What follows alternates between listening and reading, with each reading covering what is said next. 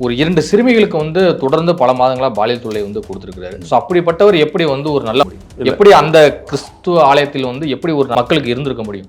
எல்லாமே ஒரு காம கண்ணோட்டத்துல தானே பார்த்திருக்கு.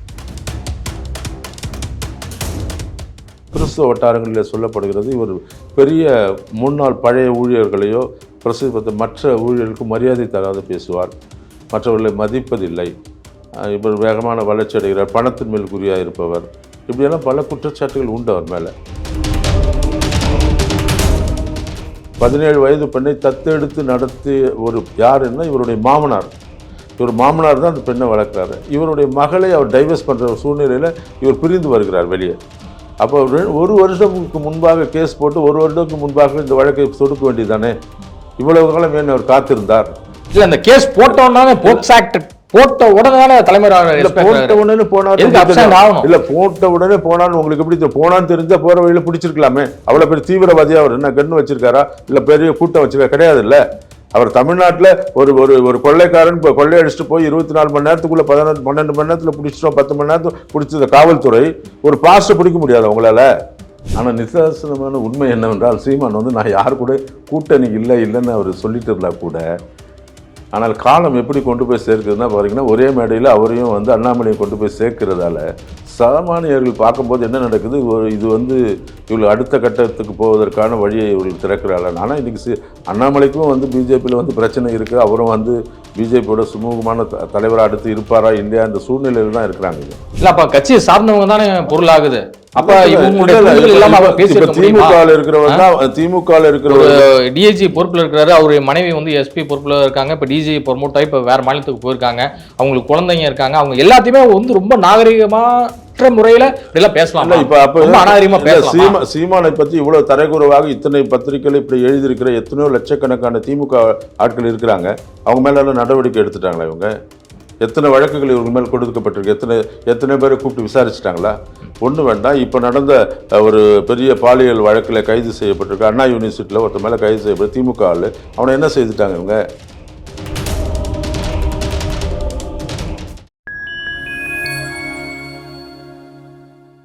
வணக்கம், நான் உங்கள் சங்கீத் குகன். நம்ம சிறப்பு நிகழ்ச்சியில் நம்மோடு இணைந்திருக்கிறார் சிறுபான்மை மக்கள் நல கட்சி தலைவர் பேராயர் மதிப்பிற்குரிய சாம் யேசுதாஸ் அவர்கள். வணக்கம். வணக்கம். கோவை மாவட்டத்தில் ஜான் ஜபராஜ் அப்படிங்கிற ஒரு 2 சிறுமிகளுக்கு பல மாத காலமாக வந்து பாலியல் சீண்டலில் வந்து ஈடுபட்டிருக்கிறார், பாலியல் தொல்லை கொடுத்திருக்கிறார்.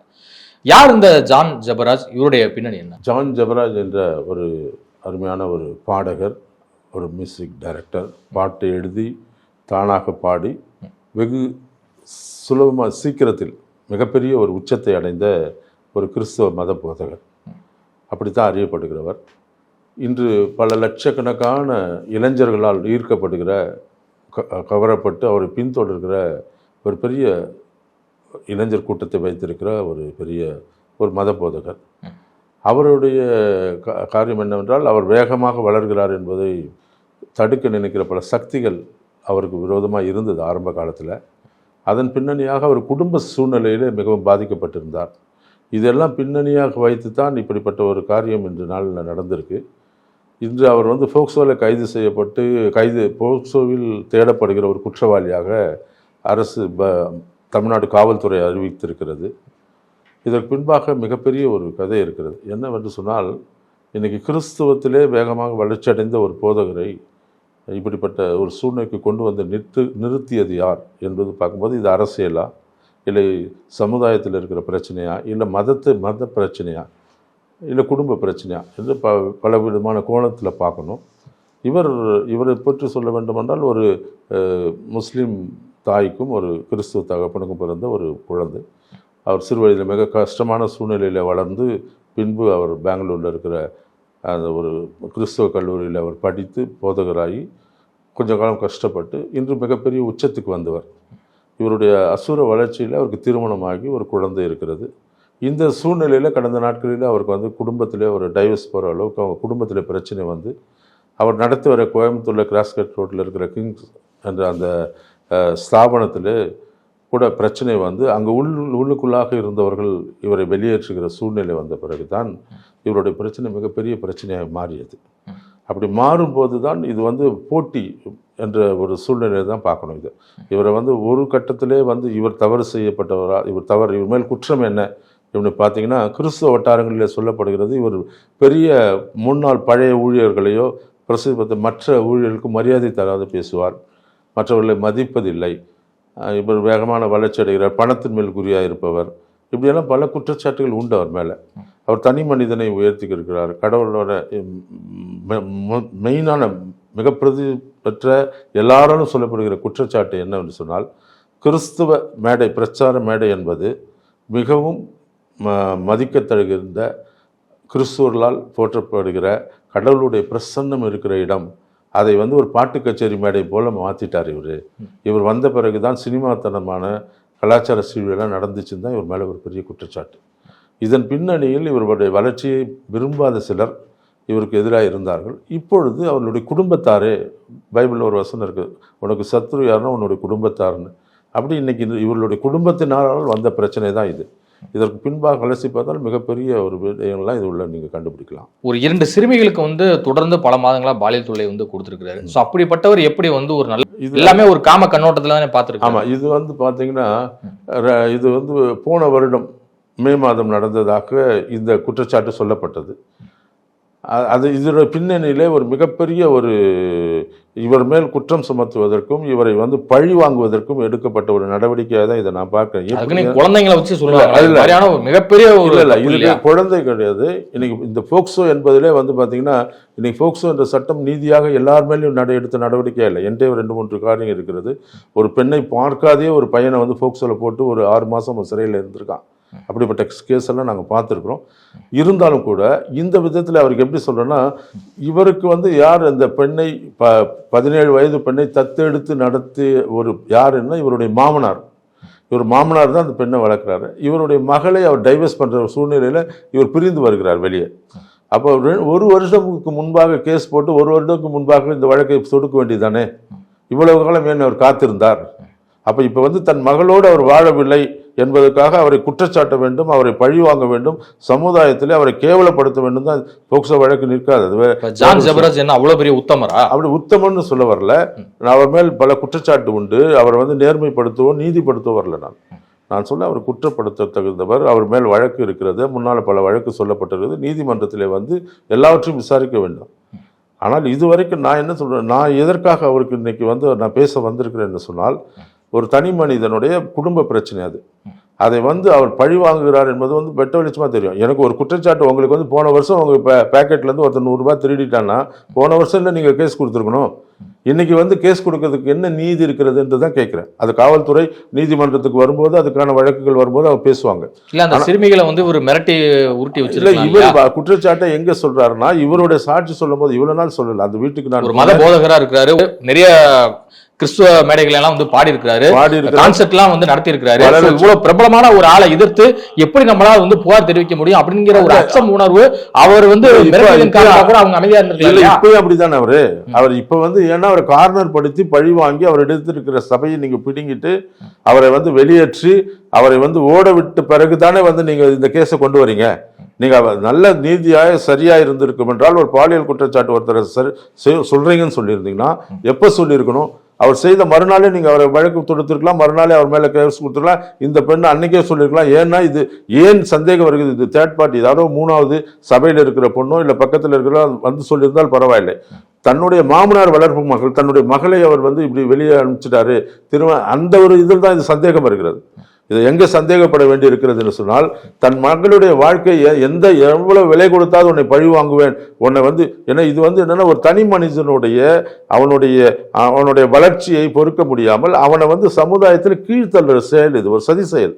அவனை அசிங்கப்படுத்தணும், அவனை வந்து குற்றவாளியாக்கணும் அப்படின்ற முயற்சியாக தான் இதை நான் பார்க்குறேனே தவிர, இவருக்கு வந்து அவர் பரிதாபம். அப்படி ஒரு போக்சோவில் வந்து அவர் தவறு செய்தால் கண்டிப்பாக தண்டிக்கப்படத்தக்கவர், அதில் எந்த மாற்றமும் கிடையாது. அது வன்மையாக கண்டிக்கத்தக்கது, அதில் வந்து எந்த கருத்து வேறுபாடு கிடையாது. ஆனால் அவர் எதற்காக இந்த நேரத்தில் செய்யறாங்கன்னு அந்த ஒரு வருடம் பொறுத்து தன் மகளை பிரிந்து விட்டு போறாரு, டைவர்ஸ் பண்ண போற நேரத்தில் இதை கொண்டு வருகிறது வன்மையாக கண்டித்தா. இன்னைக்கு வந்து அவரை வந்து சமுதாயத்தில் என்ன ஒரு பாஸ்டர், இவரு ஒரு நல்ல நீதிமானா இருந்தவர், இவரை வந்து கீழே தள்ளி மறிக்கிறதுக்கு அநேகர் சேர்ந்து செய்த சதி திட்டத்தில் தான் இன்னைக்கு அவர் தள்ளப்படுகிறார். இதற்காகத்தான் அவருக்கு நாங்கள் பரிந்து பேசுறோமே தவிர மற்றபடி இல்லை. அவர் வந்து குற்றவாளியா இருந்தால் அதுக்கு சரியான தண்டனை அரசு கொடுக்கட்டும், நாங்கள் அது காவல்துறை கொடுக்கட்டும், அதுக்கு எந்த மாற்று கருத்தும் இல்லை. அவருக்கு ஒரு சந்தர்ப்பம் இருக்கும். இல்ல இவர் வந்து சொல்றாரு இவர் இருக்கிற இடம் தெரியும், இவரை ஏன் குற்றவாளியாக்குது இன்னைக்கு போலீஸ், தலைமறைவாயிட்டார், இவ்வளவு நாள் அவர் இருந்த வீடு தெரியாது அவங்களுக்கு, இவரை வந்து அரசாங்கம் வேண்டும் என்று அவர் தலைமறைவாயிட்டால் பிடிக்க முடியாது, 2 நாள் பொறுத்து இவங்க பிடிச்சு வச்சுட்டு இங்க போனாரு நாங்க பிடிச்சிட்டு வந்தோம்னு சொல்லுவாங்க போலீஸ். இவர் ஒரு பாஸ்டர் தான், அவர் வீட்டுல இருக்கிறவர் தான் இவருக்கு தெரியும். இல்ல வழக்கு போட்டாச்சுன்னு தெரியும், வழக்க எதிர்கொள்ளல சட்டம் வழக்கு தலைமறை வாங்கறாரு, அதுதான் இவர் மேல குற்றம் இல்லைன்னா தலைமறையாக வேண்டிய தேவையில்லை. தலைமறை ஆகுறன்னு சொன்னா இதுதான் அங்கதான் சந்தேகமா இருக்கு. இவர் தலைமறை ஆனார் இல்ல போலீஸ் பிடித்து வைத்து எங்க மறைத்து வைத்திருக்கிறதா? ஏன் இவர் ஓடணும்னு அவசியம் இல்லை, இவ்வளவு நாள் இங்க தானே உட்கார்ந்து இருந்தாரு. இப்ப ஒருவேளை இவர் எங்கேயாவது போன பிறகு இல்ல இந்த கேஸ் போட்டோம்னா போக்ஸ் ஆக்ட் போட்ட உடனே தலைமறை போட்ட உடனே போனாரு இல்ல போட்ட உடனே போனான்னு உங்களுக்கு எப்படி போனான்னு தெரிஞ்சா போற வழியில பிடிச்சிருக்கலாமே. அவ்வளவு பெரிய தீவிரவாதியா அவர் என்ன கண்ணு வச்சிருக்காரா இல்ல பெரிய கூட்டம் வச்சிருக்கா? கிடையாது. இல்ல அவர் தமிழ்நாட்டில் ஒரு கொள்ளைக்காரன் கொள்ளையடிச்சுட்டு போய் 24 மணி நேரத்துக்குள்ள 12 மணி நேரத்தில் பிடிச்சிட்டோம், 10 மணி நேரத்துக்கு பிடிச்ச காவல்துறை ஒரு பாஸ்டை பிடிக்க முடியாது அவங்களால. அவர் என்ன அவ்வளவு மறைஞ்சு இருக்க முடியுமா? இது வந்து என்னால இது அரசும் சரி, இந்த திமுக அரசு கிறிஸ்துவை பாதுகாப்பு என்று சொல்ற அரசுடைய காவல்துறை மேல் எனக்கு மிகப்பெரிய சந்தேகம் இருக்கிறது. ஏன்னா பெரும்பாலும் கேஸ் இல்ல, இவங்க ஆளு 2 நாளைக்கு முன்னால பிடிச்சுக்குவாங்க, இவங்க ஒழிச்சு வச்சுட்டு அவருக்கு தேவையான காரியத்தெல்லாம் கிடைக்கிற வரைக்கும் வாங்கிட்டு அதுக்கப்புறம் வந்து அவரை தனிமா அச்சுறுத்தலாம், வேற ஏதாவது செய்திருக்கலாம். இதுல அரசின் மேல் சந்தேகப்படுகிறார். இவர் வந்து அந்த மாதிரி தீவிரவாதி குற்றவாளி ஓடி போய் ஒழியணும்னு அவசியம் இல்லை அவருக்கு. அவரை வந்து இவங்க சரியா தேடினார்களா, பிடித்தார்களா, அவர்கிட்ட சம்மன் கொடுத்தார்களா, சம்மன் வாங்கிட்டு ஓடிட்டாரா இல்ல அவருக்கு தெரியப்படுத்திட்டு ஓடிட்டாரா? ஏன்னா இங்க எல்லாம் அவரோட போன் இருக்கிறது, செல்போன் இருக்கிறது, நெட்வொர்க் இருக்கு. ஏன் இவரை பிடிக்க முடியலன்னு சொல்றீங்க? தலைமறை விட்டார், அவ்வளவு பெரிய இவர் என்ன கிரிமினல் குற்றவாளி அவரு? அப்ப வந்து நீங்க இது வந்து போலீஸ் துறை காவல்துறையோட கையாளத்தனம் தான் காட்டுது. இதுல வந்து பின்னால் ஏதோ சதி இருக்கிறது. அது சதி வந்து ஒரு கிறிஸ்துவத்துக்கு விரோதமாய் அந்த சதி பின்னப்பட்டிருக்கிறது. அது வந்து ஒருவேளை ஜான் ஜபராஜ் என்ற ஒரு மகனுக்காக பேசவில்லை, கிறிஸ்துவத்துக்காக பேசுகிறேன், போதவர்களுக்காக பேசுகிறேன். இவராக இருந்தாலும் சரி, யாராக இருந்தாலும் சரி, இவர் இன்னைக்கு தனிப்பட்ட முறையில மிகப்பெரிய எந்த மதமாக இருந்தாலும் ஒரு குழந்தைக்கு வந்து ஒரு அநீதி நடக்குது அப்படின்னா தட்டி கேட்டுக்க வேண்டிய பொறுப்பு நமக்கு இருக்குல்ல. கண்டிப்பா நான் வந்து அதை வந்து நான் மறுக்கவே இல்லை. ஆனால் அது செய்யற காரியம் 1 வருடத்துக்கு பிறகு இன்னைக்கு போக்சோ போடுறாங்கன்னா என்னைக்கு போட்டிருக்கணும்? 20ஆம் தேதி உங்களுக்கு 21ஆம் தேதி அவர் பிறந்த நாளில் பாலியல் தொண்டு கொடுத்திருந்தாலும் 22ஆம் தேதி காலையில கொடுத்துருக்கணும். அவங்க மாமா வளர்ப்பு மகள் யார், அவருக்கு கார்டியன் யாரு? அவங்க மாமனார். இன்னைக்கு தன் பொண்ணுக்காக இவ்வளவு பிரச்சனை வந்து சர்ச்சை வந்து அடிக்கிறாரு, சர்ச்சில் வந்து துரத்துறாரு, இவ்வளவு சண்டை போட்ட பிறகு அவரை ஒன்றும் செய்ய முடியலன்ற பிறகு இப்போ பழிவாங்க துடிக்கிறதுக்காக இதை போட்டாரா? இது ஒரு பொய் வழக்கான்றதுதான் எனக்கு சந்தேகம். மற்றபடி நான் வந்து அந்த போக்சோவுக்காக நான் பரிந்து பேசவில்லை. யாராதான் குற்றவாளி தான் அதுக்கு சரியான தண்டனை கொடுக்கணும் தான் சொல்றேன்.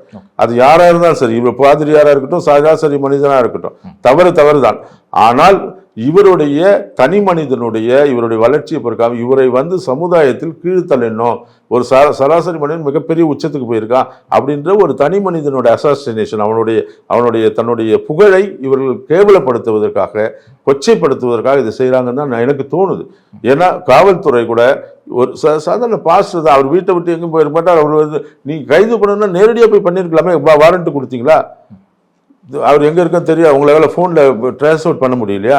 இல்ல எங்க இருக்கா, இந்தியாவில் இருக்கா, வெளிநாட்டுக்கு போகணும் தெரியாதா உங்களுக்கு? பாஸ்போர்ட் செக் பண்ண தெரிஞ்சு என்னது தெரியாத காவல்துறை வந்து இவர் என்ன ஒரு குற்றவாளி, பெரிய ஒரு கிரிமினல் குற்றவாளியை போய் எப்படி சீமான் வீட்டில் போயிட்டு அவர் இல்லாத போது ஒட்டினதுக்கு எப்படி நடவடிக்கை, அது மாதிரி இவரை போய் ஒரு பெரிய பிம்பப்படுத்துகிறார்கள். அதுதான் இதுல இருக்கிற ஒரு பெரிய சதி திட்டமாக நான் பார்க்கிறேன். ஒடிசாவில் பிரதமர் மோடி அவர்களை வந்து சந்திக்க திட்டமிட்டிருக்கிறாரா சீமான்? இது குறித்தான ஒரு செய்திகள் வந்து பல ஊடகங்கள் வந்து பதிவு பண்ணியிருக்கேன். இன்னைக்கு பரபரப்பாக எல்லாரும் பேசப்படுகிற காரியம் என்னவென்றால், சீமான் பிஜேபியுடைய பி டீம்னு சொல்லி அழுத்து போய் இன்னைக்கு பிஜேபியாகவே சீமான் மாறிவிட்டார் என்று சொல்கிற அளவுக்கு.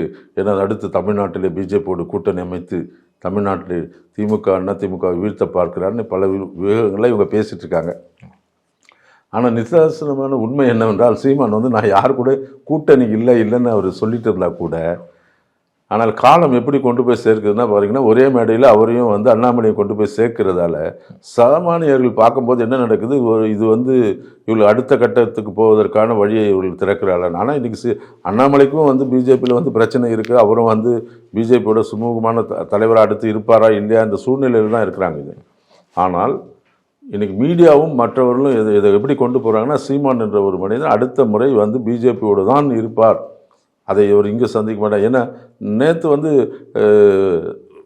மத்திய நிதியமைச்சர் அவரை சந்தித்து விட்டார், நான் பார்த்துட்டேன் இத்தனையை போட்டு அவரை வந்து எப்படியாவது இவர்களே பிஜேபி கூட கொண்டு போய் சேர்க்கிற முயற்சியில் ஈடுபட்டிருக்கு இன்னைக்கு தமிழக ஊடகமும். அண்ணாமலை அவர்களோட ஒரே மேடை ஏறி இல்லை, அதான் சொல்கிறேன். அண்ணாமலையுடைய ஒரே மேடை இதுக்கு முன்னால் வந்து இவருடைய இதில் வந்து 2 பேரும் வந்து பேசுனாங்க இல்லையா, அந்த நம்ம ஒவ்வொரு அதான் அவருடைய சூழ்நிலை அப்படி அமைகிறது. ஏன்னா அவர் வந்து இதற்கு முன்னால் இவர் கூட பாண்டே கூட உட்காந்து பேசுகிறதும், அதுக்கடுத்து ஒவ்வொரு காலம் சூழ்நிலை அப்படியே கொண்டு போகிறதால எல்லாரும் இதெல்லாம் கனெக்ட் பண்ணி பார்க்குறாங்க. இதெல்லாம் இப்படி இருந்தால் அடுத்த நிமிடம் இப்படி தான் நடக்குமான்னு. ஆனால் அவர் வந்து எல்லா தொகுதிக்கும் ஆளை போட்டுட்ருக்காரு.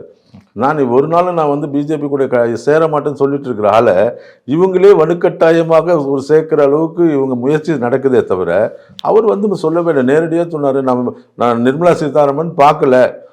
நான் இவர் ஒருத்தர் சொல்கிறார், டைமோட சொல்கிறார், 20 நிமிடத்துக்கு முன்பாக அவர் உள்ளே போனார், 20 நிமிடம் பேசினார், இந்த ஹோட்டலில் இருந்தால் இவ்வளோ போட்டவர் அவர் கார் கீழே நின்னா பார்க்கிங்கில் இருந்தால் எடுத்து போட்டுருக்கலாம்ல, இந்த ஹோட்டலில் இவர் வந்தாருன்னு எந்த ஒரு ஆதாரமும் இல்லாமல் இன்னைக்கு வந்து ஊடகம் வந்து என்னென்னா பயங்கரமாக அந்த சின்ன சின்ன பிரச்சனையை வைத்து ஊதி பெருசாக்கி கொண்டிருக்கார்கள். ஆனால் சீமான் தெளிவாக இருக்கிறார், நான் பிஜேபியோட போக மாட்டேன், அடுத்த முறை நான் தனித்து தான் இருப்பேன், பிஜேபியில் எந்த ஒரு கூட்டணிக்கும் போக மாட்டேன், எங்களுடைய நிலைப்பாட்டில் இருக்கிறவர்களோடு மட்டும்தான் கூட்டணி என்பதை அவர் தெளிவாக சொல்லி கொண்டிருக்கிறார். அதற்கேற்ற மாதிரி நேற்று வந்து கிட்டத்தட்ட ஒரு 25 தொகுதிகளுக்கு ஆட்களை அறிவித்து அதை கூட வெளிப்படுத்தியிருக்கிறார். எல்லா தொகுதியிலும் 100 தொகுதிகளுக்கு மேலே ஆளை போட்டுட்டாரு, தொடர்ந்து போட்டுட்ருக்காரு. அப்போ இது கூட்டணி என்னும் போது அப்புறம் என்ன பண்ணுவார் இவங்களெல்லாம் போட்டவங்களெல்லாம்? இதெல்லாம் நம்ம சீர்தூக்கி பார்க்கும்போது சீமானுக்கு வந்து ஒரு தெளிவான ஒரு சிந்தனை இருக்கிறது. அவர் எந்த நிலையிலும் தன்னுடைய நிலைப்பாட்டை விட்டு அவர் பிஜேபி கூட போவதற்கு எந்த வாய்ப்பும் இல்லை. ஆனால் ஊடகங்களும் மற்றவர்களும் கொண்டு அதற்கான ஒரு சூழ்நிலை ஏற்பட்டு விட்டதாக சித்தரித்து கொண்டே இருக்கிறார்கள். இதுதான் இன்னைக்கு இருக்கிற நிதார்த்தம். டிஜி வருண்குமார் அவர்கள் எஸ்பியாக இருந்தபோது கொடுத்த புகாரின் பேரில் வந்து நீதிமன்றத்தில் ஆஜராயிருக்கிறார் சீமான் அவர்கள். இது அரசியல் ரீதியாக அவருக்கு சற்று பின்னடைவை ஏற்படுத்தியிருக்கா? இல்லை, அவர் வந்து நீதிமன்றத்துக்கு போனது என்னன்னா அவர் பயந்து விட்டார், ஓடி விட்டார். அவர் வந்து நேற்று ஆக்சுவலி அவருக்கு 5 மணிக்கு ஆஜராயிருக்கணும். ஆமாம், இருக்கணும். அவருக்கு வந்து நேற்று வந்து இங்கே ஒரு நிகழ்வு இருந்தது, ஒரு பல்கலைக்கழகத்திலே பேச அவருக்கு இருந்தது. அந்த நிகழ்ச்சிக்காக அவரால் போக முடியவில்லைன்னு தெளிவாக சொல்லியிருந்தார். நான் இன்னைக்கு போகிறேன்னா சொன்ன மாதிரி போயிட்டார். அவர் வந்து வருண்குமாருக்காக இல்லை, அவர் அதான் அவருடைய சூழ்நிலைக்கு ஏற்ற பொழுது அவருக்கு அந்த ப்ரோக்ராம் இல்லைன்னா அவர் போயிடுவார். அவர் வந்து பயந்து போகிறதுக்கு அல்ல. ஆனால் வருண்குமாருடைய விஷயத்தில் வந்து என்னென்னா இன்னும் கூட தமிழக அரசு தன்னை திருத்திக் கொள்ளவில்லை. ஒரு தனியான ஒரு காவல்துறை அதிகாரிக்கு ஒரு அரசியல்வாதி அச்சுறுத்துகிற அளவுக்கு வந்து அவர்கள் வந்து மேலும் மேலும் வந்து ஒரு காரியத்தை இன்னும் வந்து அனுமதித்து கொண்டே இருக்கிறார்கள். அவரை வந்து இன்னும் இவங்க அடக்கி வைக்கலை. இது வந்து கோர்ட்டில் வந்துடுச்சு, கேஸாக வந்துச்சு. அதில் சட்டம் தான் இதுக்கு சரியான ஒரு பதிலடி கொடுக்கும். ஆனால் இருந்தாலும் கூட அதில் வந்து இவர் வந்து பயப்பட அளவுக்கோ ஒன்றுமான பெரிய விஷயம் இல்லை. இவர் போனதால் வந்து அந்த கேஸுக்கு வந்து இவருக்கு எந்த பின்னடைவும் கிடையாது. இவர் போய் அதை எதிர்கொண்டு இருக்கிறார். அது வந்து இந்திய அரசியலமைப்பு சட்டத்தின்படி சட்டத்துக்கு முன்பாக எல்லாருக்கும் சமம். அதில் கோர்ட் கூப்பிட்டுச்சு போகிறார். இது வந்து அவர் வந்து அங்கே போய் நிரூபிக்கணும் இல்லை குற்றமா இல்லையா என்பதை வரும் காலம் தான் தீர்மானிக்கும். சாட்சிகளை வந்து ஆஜர்படுத்தும்படி கோர்ட் வந்து உத்தரவிட்டிருக்கு டிஜி வருண்குமார் அவர்களுக்கு. இந்த வழக்கினுடைய அடுத்த கட்டம் என்னவா இருக்குன்னு நினைக்கிறேன்? என்ன அப்படின்னு சொன்னால் இப்போ அவர் வந்து காவல்துறை அதிகாரியை கொண்டு வந்து அவர் சொல்லியிருக்கார், இது மாதிரி ஊடகத்திலே என்னை கொடுத்து என் மனைவி குறித்து தவறாக இப்படி பேசினார்கள். இவர் ஒரு கட்சியில் இருக்கும்போது கட்சியில் இருக்கிற கீழ்மட்டத்தில் அடிமட்டத்தில் இருக்கிற தொண்டர்கள், ஏன்னா அந்த காலத்திலே இப்படிப்பட்ட சமூக ஊடகங்கள் இல்லை. இப்போ அப்போது ஒரு திமுகவை பற்றி ஒரு சராசரியான ஒரு அடிமட்ட தொண்டன் திருநெல்வேலியில் ஏதாவது செய்தான் என்றால் கருணாநிதி மேல் வழக்கு தொடுக்க முடியுமா? கட்சி தலைவர் அது பொறுப்பாவாரா? அப்படித்தான் இருக்குது இந்த கேஸு. யார் மேலே வழக்கு தொடுக்க முடியும்? இவருடைய கட்சியில் இருக்கிறவர்கள் பேசினார்கள், சீமான் பேசினாரா? இல்லை சீமானுடைய பதிவு இருக்கிறாரா? அதாவது இல்லை, அப்போ கட்சியை சார்ந்தவங்க தானே பொருள் ஆகுது. அப்ப திமுக டிஐஜி பொறுப்புல இருக்கிறாரு, அவருடைய மனைவி வந்து எஸ்பி பொறுப்புல இருக்காங்க. இப்ப டிஜி ப்ரொமோட் ஆகி இப்ப வேற மாநிலத்துக்கு போயிருக்காங்க, அவங்களுக்கு குழந்தைங்க இருக்காங்க. அவங்க எல்லாத்தையுமே வந்து ரொம்ப நாகரிகமான முறையில இப்படிலாம் பேசலாம். இப்ப அப்ப சீமானை பத்தி இவ்வளவு தரைக்குறவாக இத்தனை பத்திரிகைகள் இப்படி எழுதியிருக்கிற எத்தனையோ லட்சக்கணக்கான திமுக ஆட்கள் இருக்கிறாங்க. அவங்க மேல நடவடிக்கை எடுத்துட்டாங்களா? இவங்க எத்தனை வழக்குகள் இவங்க மேல் கொடுக்கப்பட்டிருக்கு, எத்தனை பேரை கூப்பிட்டு விசாரிச்சிட்டாங்களா? ஒன்றும் வேண்டாம். இப்போ நடந்த ஒரு பெரிய பாலியல் வழக்கில் கைது செய்யப்பட்டிருக்கு அண்ணா யூனிவர்சிட்டியில் ஒருத்தர் மேலே கைது செய்யப்பட்டு திமுக ஆள். அவனை என்ன செய்துட்டாங்க இவங்க? திமுக என்பது ஒரு கட்சியுடைய தலைமை வந்து அதுக்கு வந்து உடனே பாலியல் வழக்கில் வந்து இந்த பையன் மாதிரி ஒரு பெண்ணை வந்து திமுக காரங்க எடுத்துட்டான்னா ஸ்டாலின் மேலே வழக்கு தொடக்க முடியுமா? அப்படி கிடையாது. இது வந்து என்னன்னா அந்த கட்சி தலைவராக இருக்கிறவருக்குன்னு ஒரு தார்மீக பொறுப்பு இருக்கிறதுக்காக தான் போய் அவர் அட்டன் பண்ணுறாரு. அவர் தேவையே கிடையாது இதுக்கு. அவன் கட்சியில் இருக்கிற ஒரு சகோதரன் வாட்ஸ்அப்பில் எழுதுனா, யூடியூப்ல எழுதுனா, தரக்கூடிய அவன் மேலே கம்ப்ளைண்ட் பண்ணுங்க. இந்த வாட்ஸ்அப்பில் இருக்கிற இவன் இப்படி மனைவி காவல்துறை அதிகாரி அவனை கைது பண்ணுங்க. பண்ணலையா? நீங்கள் சாட்டை துறைமுன் எழுதாததுக்கெல்லாம் எழுதுனான்னு சொல்லி அவரை கைது பண்ணலையா? அவர் செல்ஃபோனை வாங்கிட்டு நீங்கள் இருக்கிறதெல்லாம் பொறுத்து வெளியிட்டீங்களா? அதுக்கு அவரை ஏதாவது இது வரைக்கும் சட்டம் கேட்டிருக்கா? சாட்டை துறைமுன் இருக்கிற அவர் இடத்துல இருந்து எடுத்து வெளியிட்ட வழக்குகள், அவர் மேல் வந்த காரியங்கள் எல்லாம் அவருடைய ஃபோனில் இருந்ததெல்லாம் வெளியிட்டீங்களே, திருச்சி சிவான்றவன்ட்டு கொடுத்து வெளியிட்டீங்களே, அதுக்கு வந்து வருண்குமார் பதில் சொல்லுவாரா? இதெல்லாம் நாளைக்கு கோர்ட்டில் கேட்க மாட்டாங்களா? ஒரு ஃபோன் வந்து அரசாங்கத்தில் ஒப்படைக்க தமிழக காவல்துறை வாங்குச்சுன்னா தமிழக அரசுக்கு தான் பொறுப்பு. அந்த ஃபோன்லேருந்து எப்படி செய்திகளை வெளியே திருட்டி கொடுக்கலாம்? அப்போ அந்த திருட்டுத்தனத்தை செய்தது வருண்குமாரா? யார் பதில் சொல்லுவார்? அவர் இதெல்லாம் நாளைக்கு கோர்ட்டில் சொல்லி தானே ஆகணும். அவர் சொல்லாத எப்படி தப்பிச்சிடுவாரா? இவர் வந்து சொல்றது நான் மறுக்கவே இல்லை. அது தரக்குறைவாக யாராவது எழுதியிருந்தால் கண்டிப்பாக அது கண்டிக்கப்படத்தக்கது. அதற்கு வந்து அந்த நபர் தான் பொறுப்பாவாரே தவிர கட்சித் தலைவர் எப்படி பொறுப்பாவார்? இப்போ அது அந்த ஐடியில் எழுதணும். அவன் அந்த கட்சிக்காரனா என்பதே சரியா தெரியாது. இன்னைக்கு போலி ஐடியில் நிறைய பேர் எழுதுறான். போலி ஐடியில் பெரிய அதுக்கெல்லாம் வந்து வழக்கு தொடுத்துட முடியுமா? உங்களுக்கு வந்து அரசு இருக்கிறீங்க, நீங்கள் ஒரு அதிகாரியாக இருக்கிறீங்க, ஒரு ஐபிஎஸ்ஸாக இருக்கிறதால வழக்கு தொடுத்துட்டீங்க. எல்லாம் அப்படி கொடுத்த நாம் தமிழர் சகோதரிகள் மேலே, நாம் தமிழர் கட்சியில் இருக்கிற எத்தனையோ பேர் மேலே இப்படி அபாண்டமாக பேசியிருக்காங்க, அசிங்கமாக பேசியிருக்காங்க. அதில் இருக்க அந்த லீகல் அந்த நம்ம டெக்னிக்கல் விங்கில் இருக்கிற ஒரு சகோதரி மேல் கேவலமாகலாம் எழுதுகிறாங்க. கீழே அவங்க எத்தனையோ முறை காவல்துறையில் கொடுத்துருக்காங்க. அவங்க மேலே ஏதாவது வழக்கு தொடுத்து அவனை பிடிச்ச கைது பண்ணி விசாரணை கொண்டு வந்திருக்கீங்களா? அப்போ உங்களுக்குன்னா ஒரு நீதி, அவங்களுக்குன்னா வேற ஒரு நீதியா? இன்னைக்கு காவல்துறை என்பது, தமிழக அரசு என்பது நாம் தமிழர் கட்சிக்கு விரோதமாக தான் செயல்படுது. அது காவல்துறை வந்து காவல்துறைக்கு உதவியாக இந்த வருண்குமார் மேட்டரில் தமிழக அரசு ஒருபட்சமாய் செயல்படுகிறது. அது வந்து விரோதமாய், சீமானுக்கு விரோதமாக இருக்கிறது, நாம் தமிழருக்கு விரோதமாக இருக்குது. கண்டிப்பாக சட்டம் வெல்லும். அங்கே வந்து சீமான் வந்து அதை கண்டிப்பாக அவர் போய் அந்த கேஸில் அட்டன் ஆனதுலேருந்து அந்த கேஸ் உடைக்கப்படும். இதுவரை உங்கள் பல்வேறு கருத்துக்களுக்கு நன்றி சார். நன்றி.